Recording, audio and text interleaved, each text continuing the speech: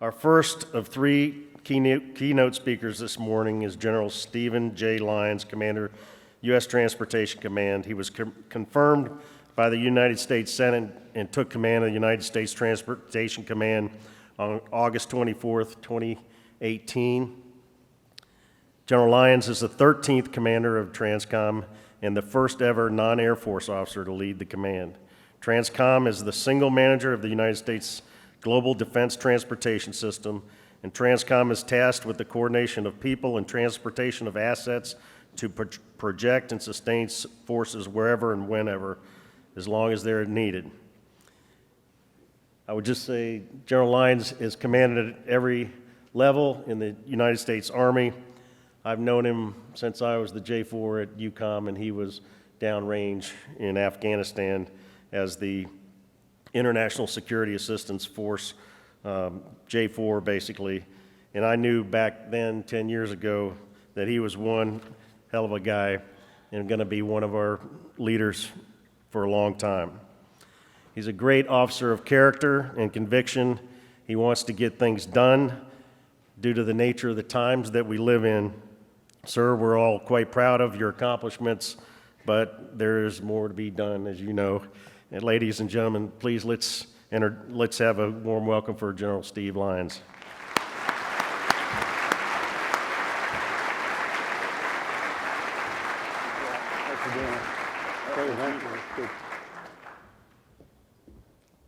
Well, it's great to see everybody. I'll tell you, for all the awardees, congratulations. How about a round of applause for both our corporate and military awardees? It's really awesome. So for Andy, for Admiral Brown, and for John and Bill for your leadership at NDTA, thanks for all that you do. All the corporate members. 75 years, the association, the National Defense Transportation Association, has been linking commercial capacity at every level, networks and the whole 9 yards, right, with the Department of Defense to be able to project and sustain combat power on a global scale.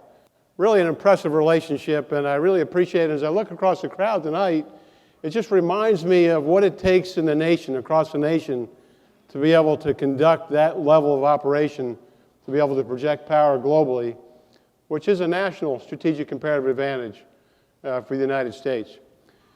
I apologize, I was a little late getting here today. It was a bit of a battle to get here. You know, last year and this year, we scheduled NDTA fall meeting right on top of the Secretary and the Chairman's SLC, SSS meeting, and I actually had to skip out on 2 meetings today.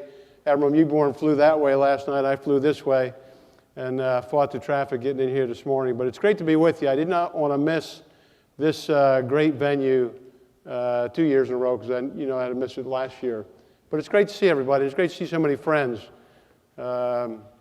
General Handy, it's good to see you, sir. You know, the longest standing TCCC and transformational at that.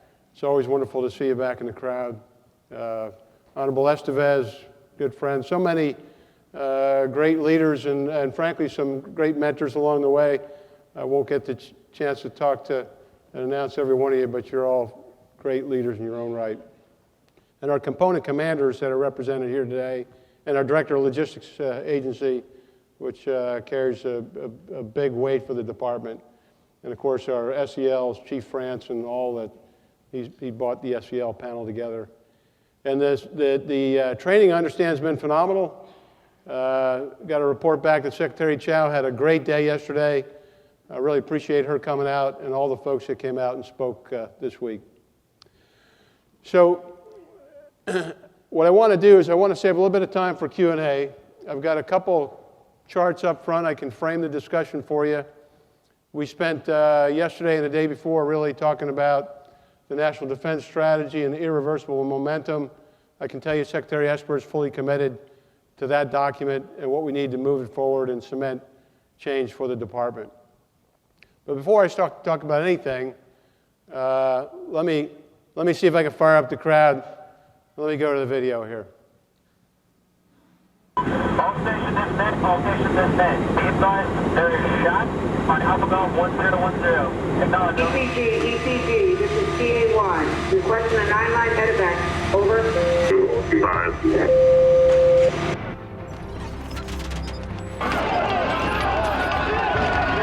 I point out that our ability to project military power globally at our time and place of choosing is a strategic comparative advantage unparalleled by any other nation.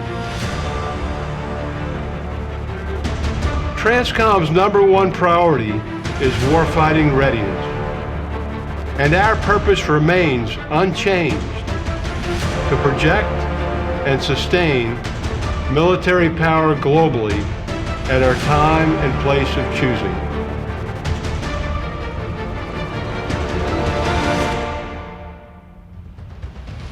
Our strategic comparative advantage is inextricably linked to our industry partners.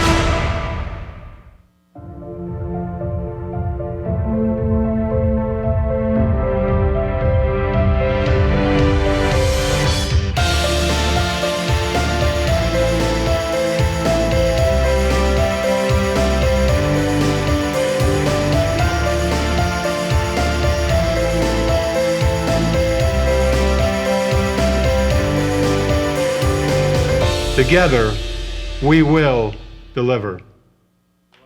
All right, that's what we do.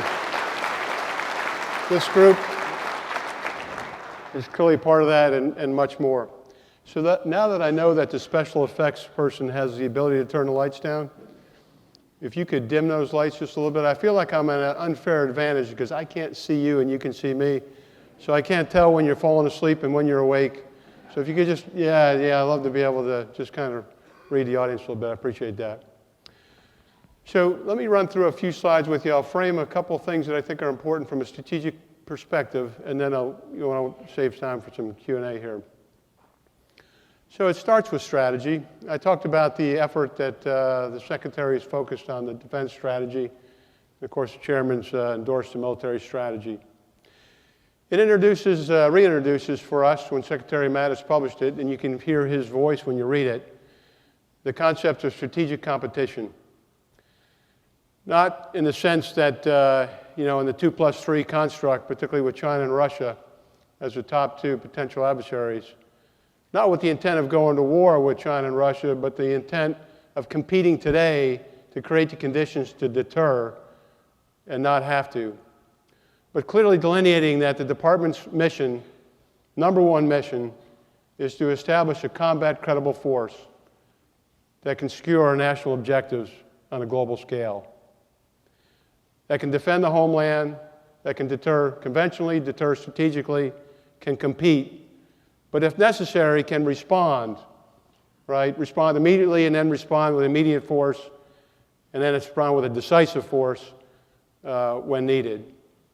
And it describes a set of conditions that are different than what we've been used to over the last couple decades, in that the logistics, the warfighting function of sustainment and logistics must be successful under persistent all-domain attack. That's a fundamental shift for the way that we've operated previously. So that shapes the way we think about the future. We continue to conduct operations today. That's not today's fight. But as we emerge to the future, we spend a considerable amount of time thinking about that. And what does that mean to this end-to-end value chain that does include our commercial partners that are so critically essential to our success? Next slide, please. I remind everybody that the only reason that we exist is to project and sustain the joint force. I tell the Secretary I think I have the best job in the joint force, to be honest with you, particularly yesterday as we went through and had a discussion with all the combatant commanders and the service chiefs and the joint chiefs. TRANSCOM was actually built on the premise of global integration, which is one of the concepts inside the document. I have the authorities, the assigned forces, and the resources to operate day in and day out within the construct of the strategic priorities as directed by the Secretary and the Chairman. It's an incredible capability. You see it every day. The ability to shift to the east, focus on CENTCOM, the ability to shift to the west, Indo-PACOM, or any other particular issue that happens to come. And our great airmen and soldiers and sailors and Marines and Coast Guardsmen that are out there every day, and our commercial partners that are that agile and adaptive to be able to respond to dynamic force employment is really, I think, held in amazement by everybody, but particularly by our adversaries. And I think as our adversaries look at the United States and the United States military, there are a lot of things to admire. We have great leaders, great non-commissioned officers, we have great technology and weapon systems. But the things that I think they focus on the most, that they really admire the most, is this ability to conduct global command and control on a global scale, this incredible network of allies and partners that we have across the globe, and then our ability to project power at the time and place of our choosing. And for us, that never changes. The environment may get more complex. We may introduce contested environments in the way we plan and the way we conduct analysis and the way we conduct operations. But the purpose doesn't change. And you can kind of see as we evolve from left to right, and back in the day, right, we didn't need logistics organizations. It wasn't very complex. You could forge your way through. But today, that's not the case. And when I look at the far right, and you look at, when you think about the ability to launch bombers from the continental United States, strike targets in North Africa, and return to the continental United States without ever landing in a sovereign territory with 5 area refuels, that's an incredible capability, but it requires a global integration and synchronization of resources that are positioned across 3 different continents. When you think about 2 weeks ago, and hopefully most of you read it in the paper, the ability of a critical care team, an incredible medical capability, plussed up on board a C-17 aircraft that flies from the continental United States into Afghanistan, picks up a patient at Bagram, double amputee who had received 100 units of blood, right? Would have never made it under the old construct. Flew that patient all the way back to Texas with 2 area refuels. That's the kind of reach that the United States of America has today and will have into the future. And it's your great warriors that can do that and do that day in and day out, complemented by our industry partners. Next slide, please. As I think about the command, but then more about the joint deployment enterprise, the framework that I think about it is really through this lens right here.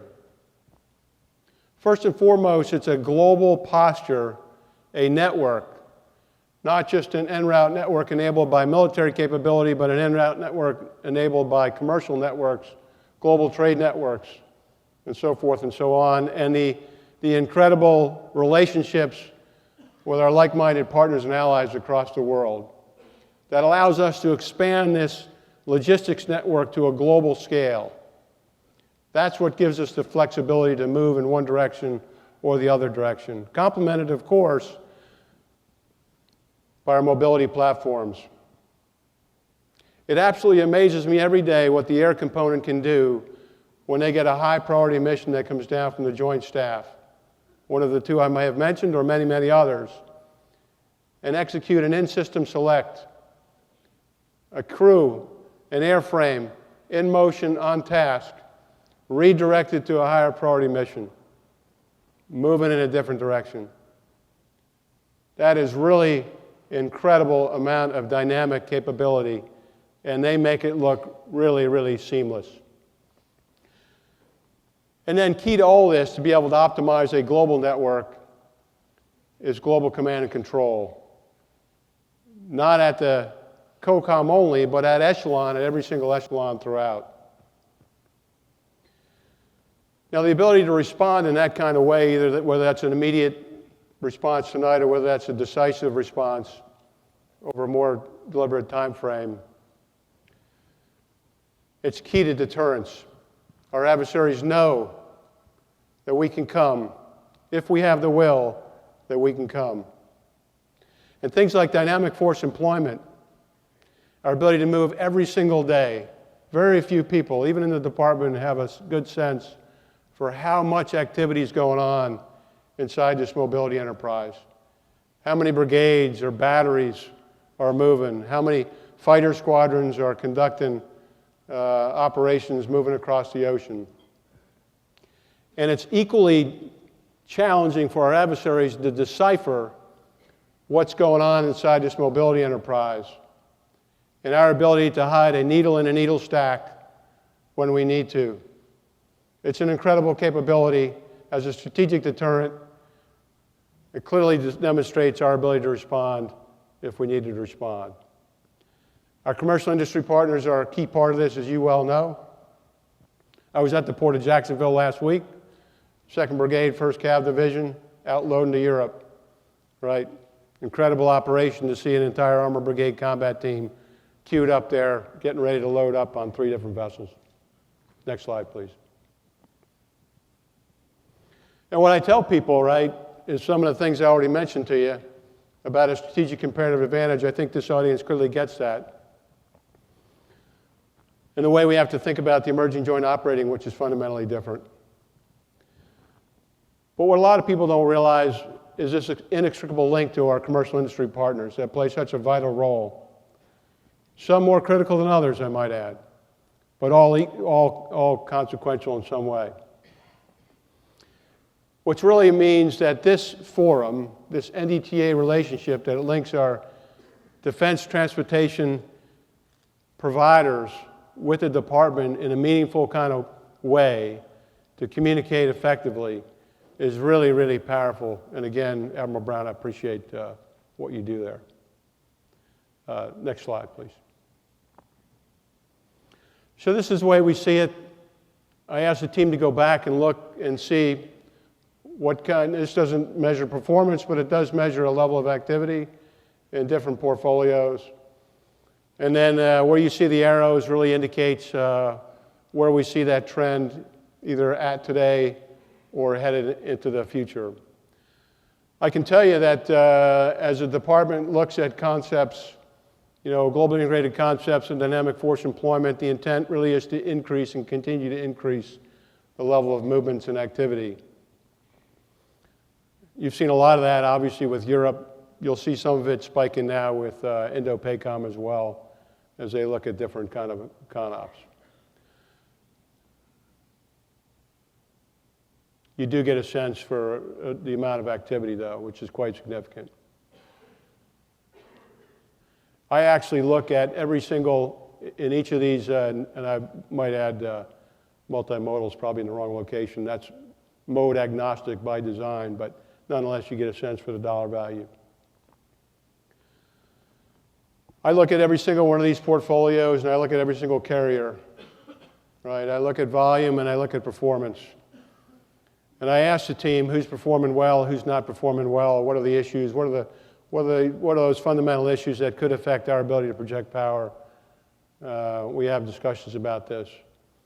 And if needed, the great thing about this venue, if needed, I can reach out and talk to any one of you CEOs, and we can have a discussion. You do the same with me, and I appreciate that very much. Okay, next slide, please. Been a lot of discussion over the last couple of years, really beginning with General McDough, right, on cyber and cyber resiliency. When we talk about all domain, multi-domain contested environments, and those kinds of things. Cyber is an area where we pay particularly close attention based on that being a vulnerability of potential consequence. So we very much appreciate, right, and you can appreciate the evolution in our contractual language, but not just that, but in our relationships and information sharing about patterns and trends, cyber hygiene, these kinds of things. And so this is the way we see it based on the feedback. These are self-reporting feedbacks, and I appreciate the level of collaboration in this area.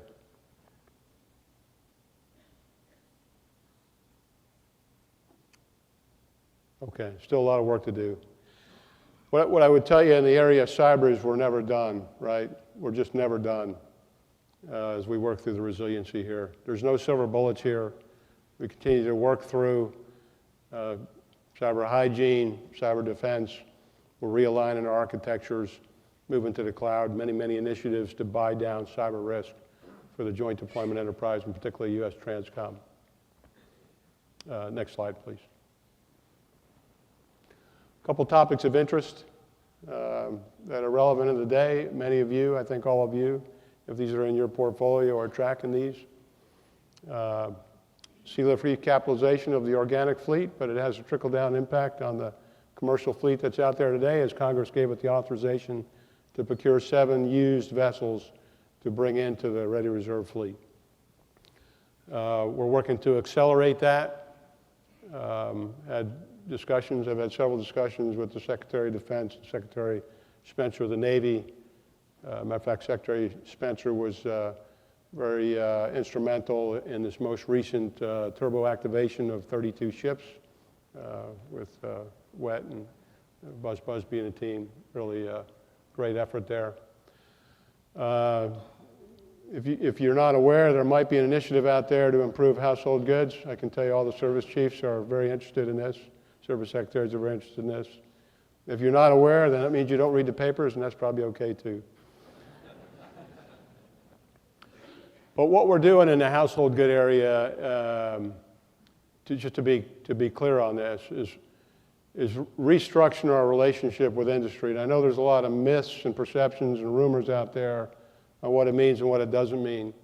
What it should mean, first and foremost, is that we're focused on our North Star, which is our military members and their families, to be able to give them a quality experience even in the peak season, which has never been the case in the current construct. Point number 2 is we're restructuring our relationship with industry so that we have a clear means to hold industry accountable for a deliberate, defined set of metrics of performance. And frankly, that helps everybody, right? And then the third thing we're really doing here is inside the Department of Defense, where we've got a very bifurcated levels of responsibility inside the department, is we're cleaning up the levels of responsibility inside the department too. So overarching as we move to a single global household good contract, that's the intent there. We'll move over that in the next couple of years. Area refueling, always a stressed area in the mobility portfolio. There is some discussions out there about the potential of a craft-like, a commercial augmentation-like capability that's being explored today. And then digital modernization. Admiral Brown and I have been talking a little bit about inside of this group. You know, we focus on sea lift and airlift and other things like that. But consequential to TRANSCOM success is this global command and control construct.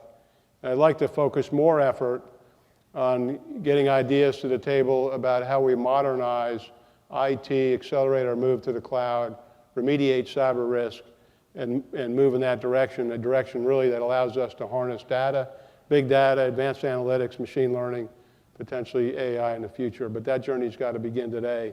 And so I really look forward to that level of dialogue and that reshaping, I think, with our relationship with NDTA. Okay. I think that might be the last slide. I think it is. So let me just say, again, in this level of strategic competition, you are all at the center of this strategic competition, whether you realize it or not. And so if you look at China, for example, and you look at China's behavior and their intent to really disrupt what's been really 75 years of international norms and behaviors and shape that in their favor, and some of their predatory behavior, particularly economically through state-owned enterprise and others with their neighbors, and then their investments across the globe. That is a pretty serious level of competition. And where you should be watching for that is through your acquisition value chains. We all see the foreign investment and so forth and so on. Now, this is not about going to full-scale war with China. It's about setting the conditions so that the United States and our allies and partners who are democratically minded remain in a position of advantage and can prevent great power conflict, just as in the last 75 years, we have been able to prevent great power conflict. Conflicts have occurred, but never great power conflict. And that's not where we want to go, but what we need to do today is to think our way through that. And they clearly see you, they clearly understand this enterprise, and they clearly see you as a pathway to be able to deny or degrade our ability to project power. So we're going to talk more about that if you'd like. Okay, I'm going to stop there. I think I've got a little bit of time for a Q&A, and I'll go wherever you want. I don't know who's got charge of questions. Again, thank you very much for being here today.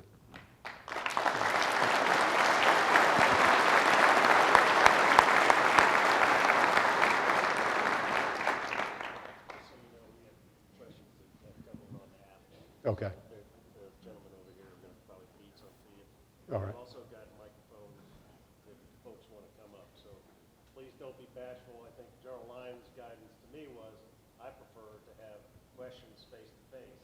So Yeah, I prefer questions from the audience if you got them. Is that? Good morning, sir. We do have some questions coming in from the NDTA app this morning. Okay. Secretary McMahon was here yesterday, and he touched briefly on globally integrated logistics. Can you give us your vision of what that looks like going forward? The chairman as the global integrator, of course, but how does that look to you? What is your vision? What does globally integrated logistics mean to this enterprise going forward? Yeah, it's a good question. We spent a little bit of time on this yesterday with the Joint Staff and the Secretary too. The services, you might appreciate, are working they're multi-domain con ops, and each of the COCOMs and the geographic regions are equally working their con ops. Most of those con ops are very, very focused, particularly in their region or how we're going to employ certain, long-range precision fires or other capabilities. You can fill in the blank, right? But none of them right now are looking across the joint logistics implications, and there are joint logistics implications in all these con ops. Now, I would tell you that the Deputy Secretary caught me, previously, but yesterday as well, we talked a little bit about this, and we're having a discussion about, TRANSCOM's role in the UCP role as a joint deployment and distribution coordinator, and the coordinating authority that comes with that is one piece of it, right? And we're going to really take that on, and in those areas that are inherently joint, consequential outcomes for the joint fight. And then we've got to adjust and emerge the way we conduct our analysis in terms of force sizing and shaping. And my point to the Secretary yesterday was that the concepts are quite impressive, right? Some of them have significant implications for logistics. So in concepts like dynamic basing, where you begin to deaggregate your resources in a high rate, right?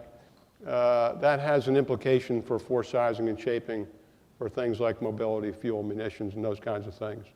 Other concepts, frankly, could have a reduced logistics requirement. I can think of some of those as well. And ideally, what the deputy would like to do is he'd like to understand the complete costs associated with the con-op, not just the con-op itself, when he's in the decision calculus about the investment portfolio for the department for the future. So we're committed to work with the deputy and the leadership in the Pentagon, but we still have a little bit of work to do to close down some of those gaps on joint logistics. That'd be the way I'd answer that question. Anybody else? Sir, again from the application here. With conflicts and battlefields becoming increasingly asymmetric, military unit organizations and tasks and purposes are evolving to, with mobility and deployability. What impacts do you anticipate this will have on transportation needs within the global theater? What the impacts of what? Say that again. The evolution of the asymmetric battlefield and the units and how they're evolving to meet the challenges on the battlefield. What impacts does that have on the deployability from TRANSCOM? Yeah, well, it's somewhat related to the CONOPS that are working today. Some you might imagine have greater demand signatures, some perhaps less. But the way I look at it and the way I look at multi-domain warfare is, again, back to the core purpose, to kind of the nature of logistics aspect, right? What doesn't change is we've got to be able to project and sustain a level of combat power that gives us, strategic reach and so forth and so on. And so if those concepts have increased demands or increased consumption or damage or destruction in the battle space, those correlate to increased logistics requirements to be able to replenish that combat potential that was lost in the fight and to continue to give you the momentum to achieve your strategic objectives. So, it's a demand signal that we're paying attention to, and then we've got to organize ourselves around it, whether it's a greater or lesser demand. But there's definitely an impact on for logistics, and that's the part that's got to be integrated in there. Yeah.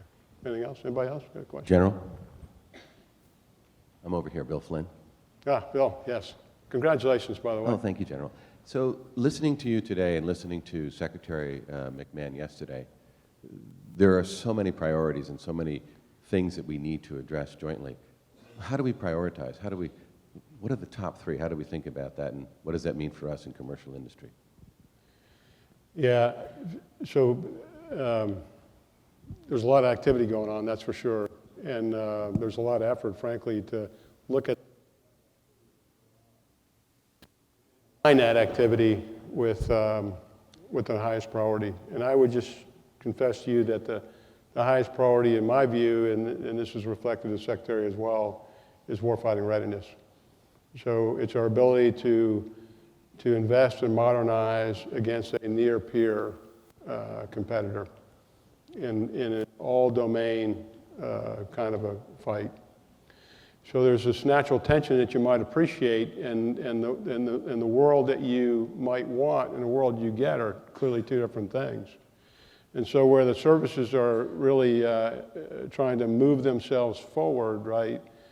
COCOMs like CENTCOM still have a real-world dilemma to deal with in the counter-Iran, the Syria, the Afghanistan.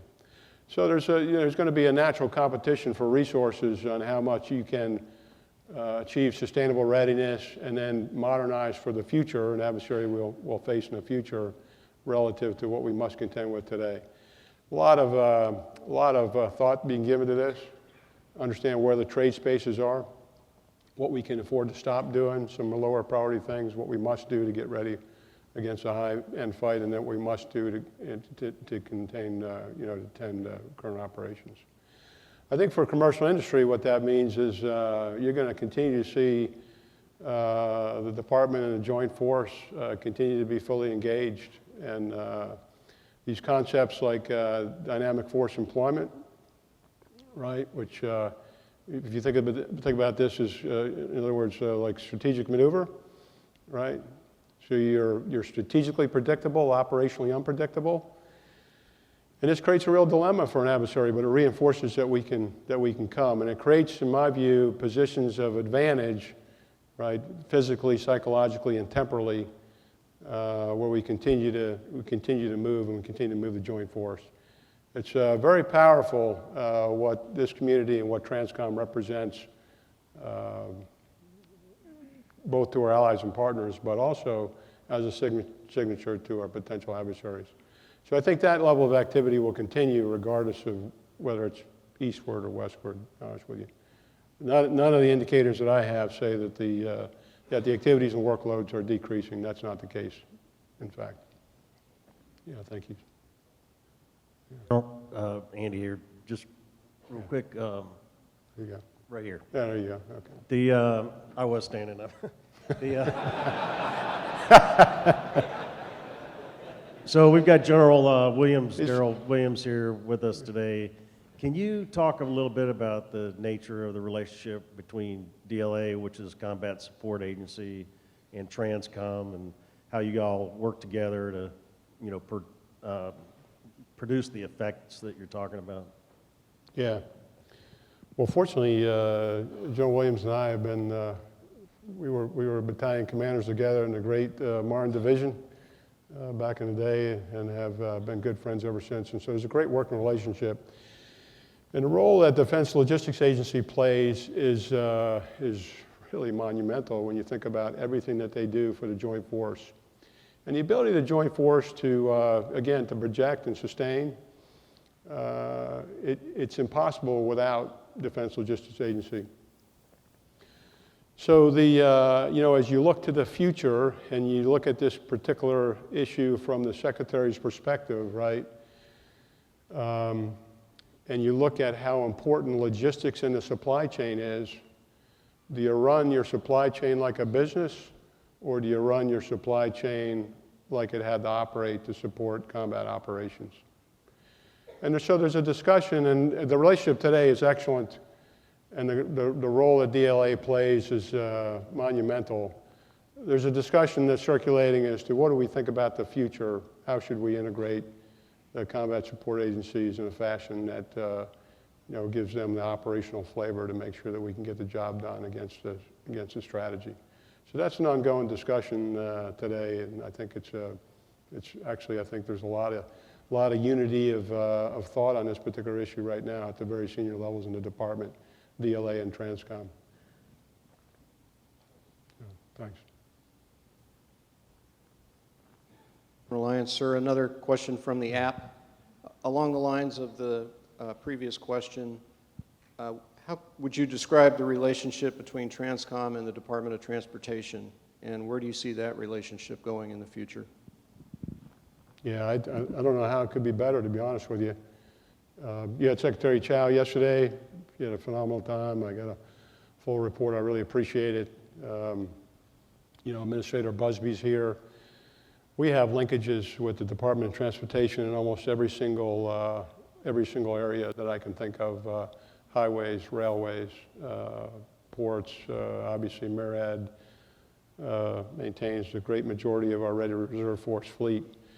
It's just an incredibly good working relationship, and everything that we do in the power projection sense from the CONUS, Continental United States perspective, is integrally linked with the Department of Transportation. Highways for national defense, railways for national defense, seaports for national defense, strategic seaports. And Secretary Chow and all the leadership and Admiral Busby have been incredible partners in every step of the way. So it's a really, I don't know if the relationship's ever been better.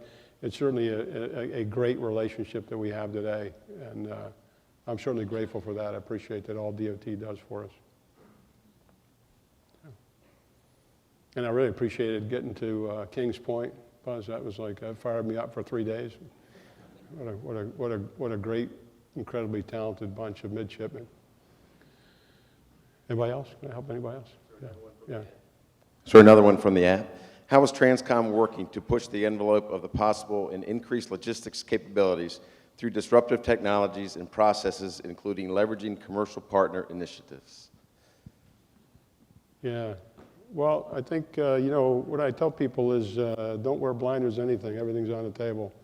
Remember the core purpose. The core purpose is to project and sustain the joint force and combat power. And so if people have good ideas about how to do that better, I'm pretty open. I leave it to the components and their services largely to work the platforms. And then at the COCOM level, we're doing a lot of work in the area of digital modernization. How do we modernize that portfolio? How do we get to the cloud? How do we better leverage the data that we have that's largely transactional to get to a place where we have better analytics, machine learning, potentially AI? I think that's an important aspect of where we need to head for the future. I had a discussion yesterday with Jay Raymond. He's the COCOM, there's 11 COCOMs now, and he's the COCOM Commander for SpaceCom. We're having a discussion about, what does space lend itself to for logistics? And so, there could be some opportunities down the road. I get asked that question quite often. So I think, frankly, if I turn that question around to you, you might have some better ideas, but those are my thoughts on it. All right, anybody else? The Honorable Estevez is coming to the microphone. I apologize for missing the train ride last night. I was really looking forward to that. First of all, General Lyons, thanks for flipping back and forth from Washington to come out here and talk to this great group.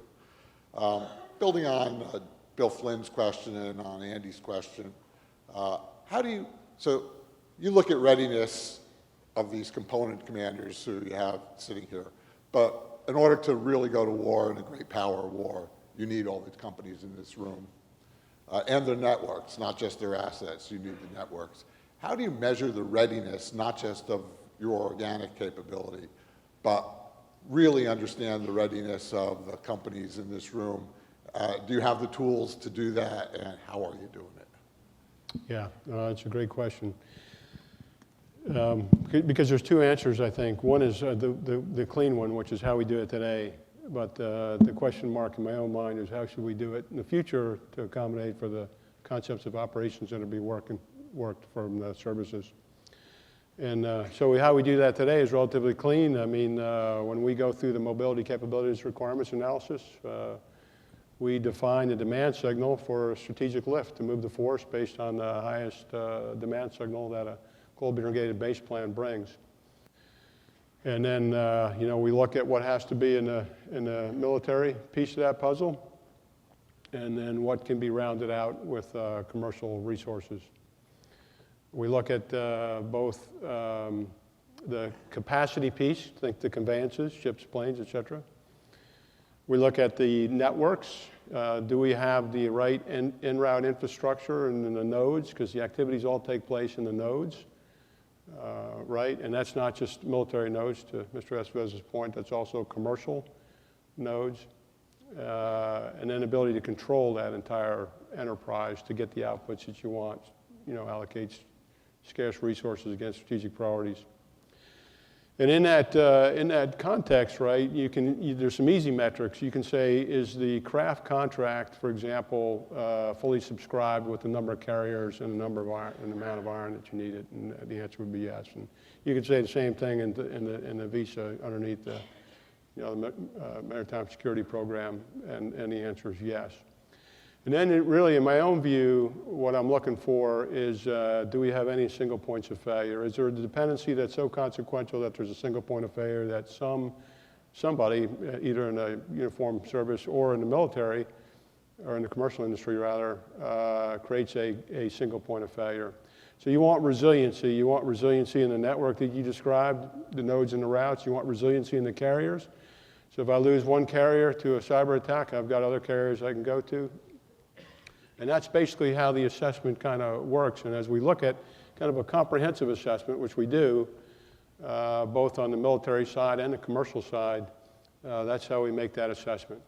As we look to the future, I think, when you think about a different way to operate, and the calculus isn't just from port of, embarkation to port of debarkation, it might be a more complicated assessment that says, what do I need to operate in the littoral, right, to create, again, multiple dilemmas for our adversary and multiple options.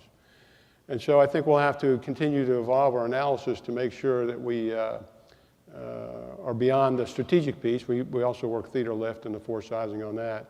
But there are some other theater pieces that we'll have to emerge to, I think, as we look to the future. And in the area of mobility, that's clearly ours. I talked to the Deputy Secretary yesterday. I mean, I think in the area of fuel and some other things, we're trying to land where that belongs, but those kinds of things are equally consequential, and we're looking at that end-to-end value chain under the Joint Deployment Coordinator role. So hopefully that answers your question. But in each of these concepts, there is an interface, right, with the commercial providers and the commercial industry. And it affords us a level of flexibility and resiliency that we wouldn't normally have if we didn't have this group here. So it's very important in terms of the level of resiliency that we get. Yes, sir. Good morning, sir. My name is Rich Mueller. I'm an airport director at Grant County International Airport, which is in Moses Lake, Washington. We're all owned by the Port of Moses Lake. First, congratulations. It's good to see somebody who was in the Army, to see somebody in the Army standing up there on the stage, so congratulations on that. Second, wanted to say that there is a second train ride tonight, sir, that some of us are on. I'm sure that... I'm sorry, there's a what? I said there's a second train ride tonight, sir. I'm sure they'd make room for you. I got to go back to Washington tonight. That's the problem. I figured that was probably the case. My serious question, though, relates to the fact that we've just been very impressed. We have a lot of military exercises out at our airport. It's an ex-SAC base, so we can have a lot of fun out there. And we, especially seeing the Army and the Air Force working together and seeing all the equipment moved in and out very efficiently, actually. I guess what I'm trying to get to is that TRANSCOM, the branches work together super well.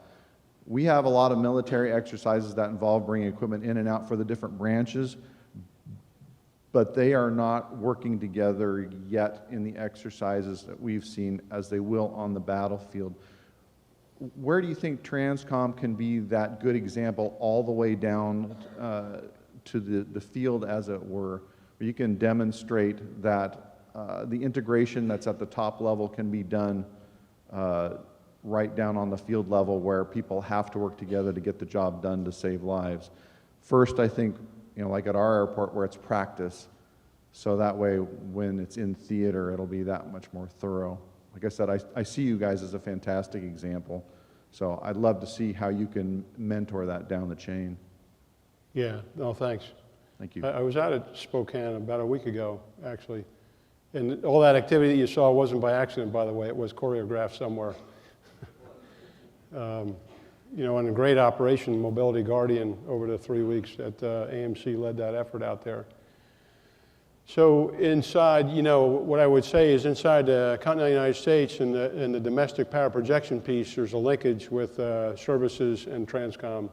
And TRANSCOM owns the synchronization of the power projection aspects of the movements. Services own their own force generation, et cetera. And then when you get into the theater commander receives those forces and owns those forces. And the logistics to sustain those forces belongs to the theater commander, and typically they're service components. So there is it doesn't have to be a clear organizational design, but there is a level of collaboration and coordination that's quite impressive that makes it work, and it makes it work quite nicely. So I think actually it works pretty well for the most part. There's a couple edges we can work on. Anyway, I just noticed the clock went to 0, which means I'm out of time. I'm on your break time. But I look forward to seeing you all today. I'll spend a day here before getting back to D.C. And allow me again, please, to say thank you for what you do and your contributions to national defense. This relationship, again, accommodated by the National Defense Transportation Association for 75 years, is really an important relationship. And there are business interests and national security interests that intersect in this space. And I'm really grateful to NDTA, Andy, and all that you do. So thank you very much. Have a great day. Thanks for being out here.